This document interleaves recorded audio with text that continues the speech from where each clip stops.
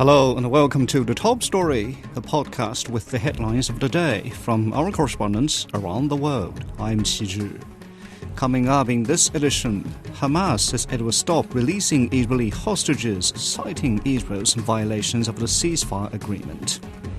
US President Donald Trump has signed executive orders to raise tariffs on all steel and aluminum coming into his country to 25%, with no exceptions.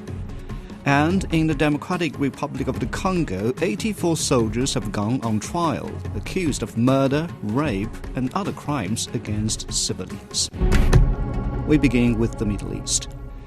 Hamas says it will stop releasing Israeli hostages until further notice, citing Israel's violations of the ceasefire agreement. A Hamas military spokesperson accused Israel of delaying Palestinians from returning to northern Gaza, firing upon civilians, and halting humanitarian aid from entering Gaza. Israel has blamed Hamas for not respecting the order in which the hostages were to be released and of orchestrating abusive public displays when hostages were handed over to the Red Cross. Israeli Defense Minister Israel Katz says Hamas's move to halt the hostage releases violates the ceasefire. He has instructed the military to be at the highest level of readiness in Gaza and for domestic defense. Rami Almagari has more from Gaza. What we have is the latest Hamas announcement that they will not give or hand over the expected handover of Israeli hostages on next Saturday.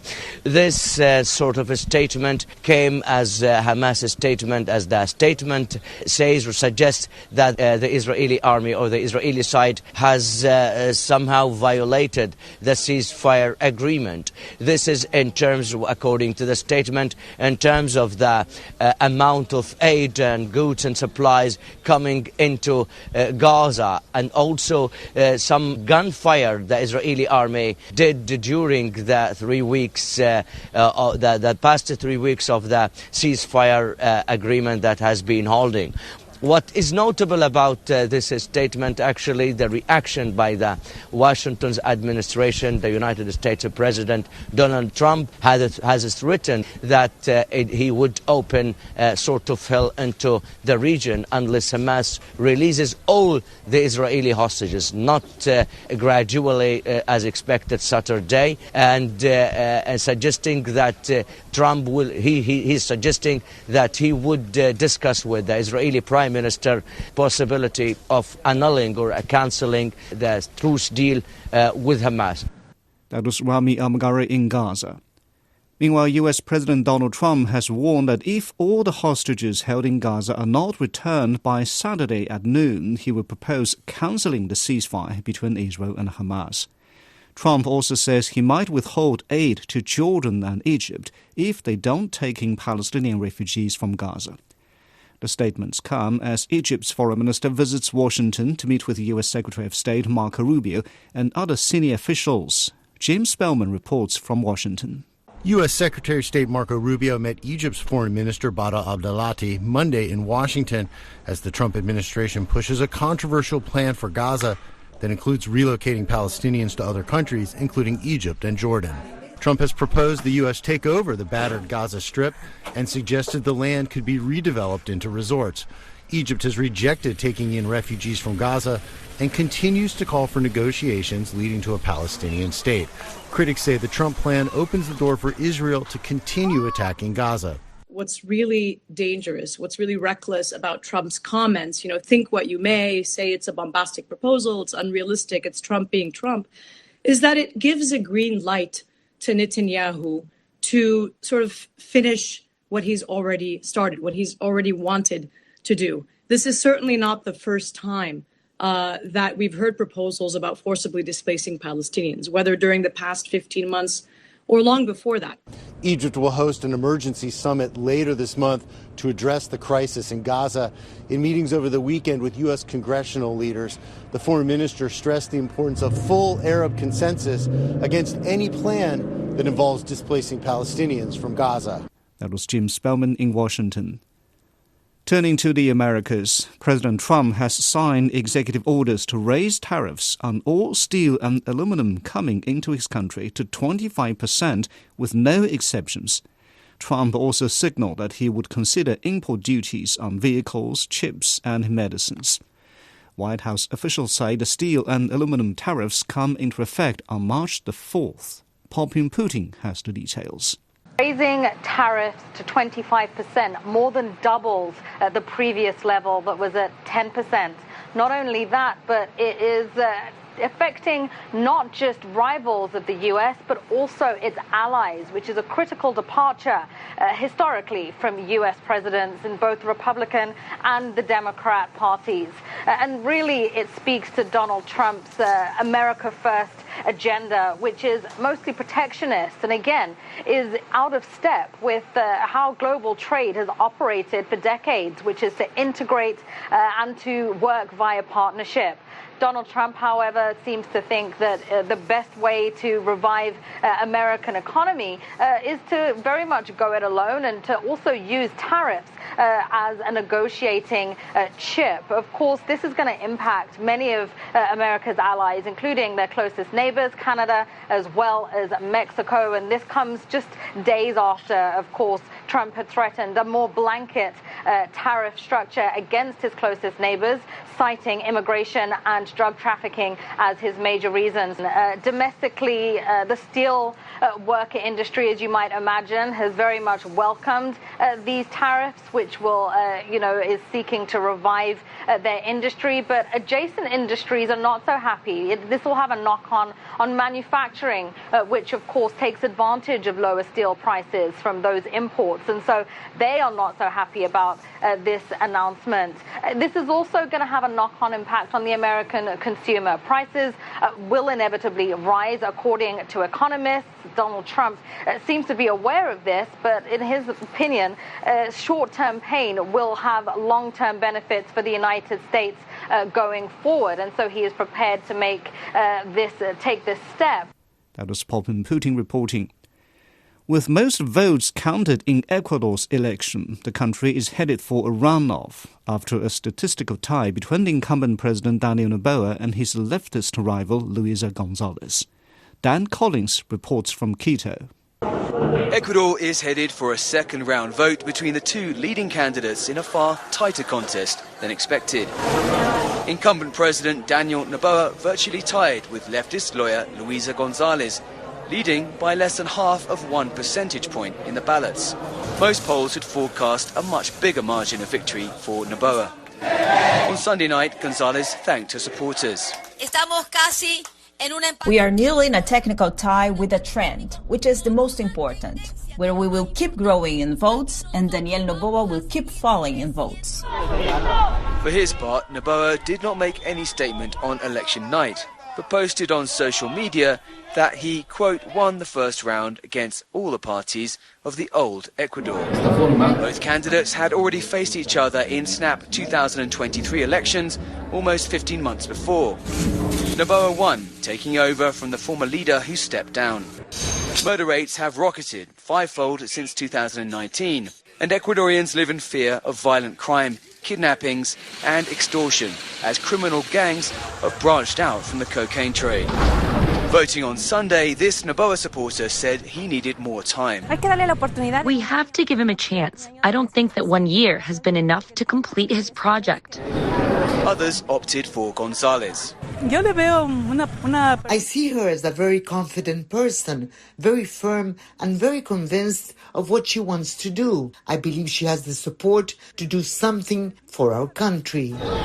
With the vote almost equally divided between the two candidates, Ecuador's presidential race continues.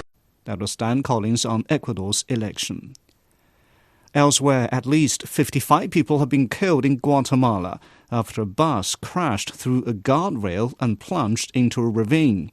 This tragedy is one of the worst road accidents in Latin America in years. The bus was carrying around 70 people when it fell into a river in Guatemala City. Andres Serrores Jaramillo reports. The main morgue of Guatemala City, where identification of the dozens of dead in the bus crash is progressing. Andres Lemus, a spokesperson for the Red Cross, explains that the authorities have already identified most of the victims. This involves the person being identified through the National Civil Police System records or through their fingerprints. According to authorities, the bus was more than 30 years old. It's believed that the driver was speeding and the brakes failed. The driver's uncle is here to pick up his body and take it to a funeral home. In a video shown on the local news, it can be seen that brakes are no longer working and the bus is going at such a high speed that it crashes into several cars. It hurts my heart so much that my daughter died. She didn't have to die. What can I do now? Finish raising my granddaughters. In Guatemala, most of the public transportation buses are former school buses discarded by the United States. Given the magnitude of the tragedy, President Bernardo Arevalo decreed 3 days of national mourning. That was Andres Suarez Jaramillo reporting. And finally, in Africa, 84 soldiers have gone on trial in the Democratic Republic of the Congo. They were accused of murder, rape, and other crimes against civilians. Authorities say these soldiers are responsible for killing at least 12 people. The high-profile trial comes as M23 rebels continue to advance in South Kivu after capturing the key city of Goma at the end of last month. Rich in mineral resources, the region in the eastern DRC has been a hotspot for more than 100 armed groups, contributing to one of the world's largest humanitarian crises. Chris Okumringa has more from Kinshasa. Well, going by the number of cases of soldiers fleeing the battleground, it hasn't had a very significant impact. In 2024, the DRC government decided to lift a moratorium on the death penalty. They said that they did this to purge the army of traitors. They were saying there were soldiers, Congolese soldiers, who were working with the M23 rebels and the Rwandan Defense Forces and giving them information which was enabling them to capture more territory. So they were saying this was the reason that they lifted the death penalty. And there have been a number of soldiers who have been sentenced to death since 2024, but we are seeing a continuation of this kind of acts of indiscipline by Congolese forces. And it's because the DRC army has had a long record of indiscipline, corruption, which has really plagued operations like the current war that is going on. And these are things that are supposed to be ideally sorted out during peacetime, but the government is really struggling now to enforce discipline while a war is going on. So it's a very big challenge that they're facing, but the government of President Felix Tshisekedi has announced that there are major reforms that are underway to ensure that the government, the army, the troops operate according to the law. For a couple of days now, there has been no fighting in the eastern city of Goma. People have started going back to open their shops. Business is slowly returning back to normal. Recently the M23 rebels had a very large meeting at a stadium in Goma and urged all people to go back to work, civil servants to go back to work, and they said those who do not will be regarded as people who have absconded from duty and they will be fired. They also urged schools to reopen. We've been told that some of the schools have reopened, although very few pupils have attended because there's still a lot of fear in the population. The reopening was not effective not only because the parents did not send their children although the teachers were there, but also the teachers who were there, it was to make an inventory. And as we just said, the priority will be to open up banks so that teachers can access their salaries, which could help them. And many people, especially those who have been displaced, who are living on the outskirts of Goma, are still in very dire need of food, water and medicine. We've been told that the airport, the international airport in Goma, is where many humanitarian organizations have been supplying relief items to these people who were displaced. And so it has been shut down by the M23 rebels, and that has become very difficult for them to support these people. So the government in DRC has been calling for the rebels to open the airport. We also heard from leaders from the East African community and the Southern African Development Community during a regional summit in Dar es Salaam calling for that airport to be opened. So we're waiting to see how things will turn out in the days ahead. That was Chris Okmringa in Kinshasa. Now, recapping today's headlines before we go, Hamas says it will stop releasing Israeli hostages until further notice, citing Israel's violations of the ceasefire agreement. US President Donald Trump has signed executive orders to raise tariffs on all steel and aluminum coming into his country to 25% with no exceptions. And 84 soldiers have gone on trial in the Democratic Republic of the Congo, accused of murder, rape, and other crimes against civilians. And that's it for this edition of The Top Story, a podcast that brings you world headlines every weekday. For more news in politics, business, sports, and culture, you can subscribe to the Beijing Hour, a one-hour podcast news magazine program. We welcome and appreciate all ratings and reviews. I'm Qi Zhi. Thanks for listening.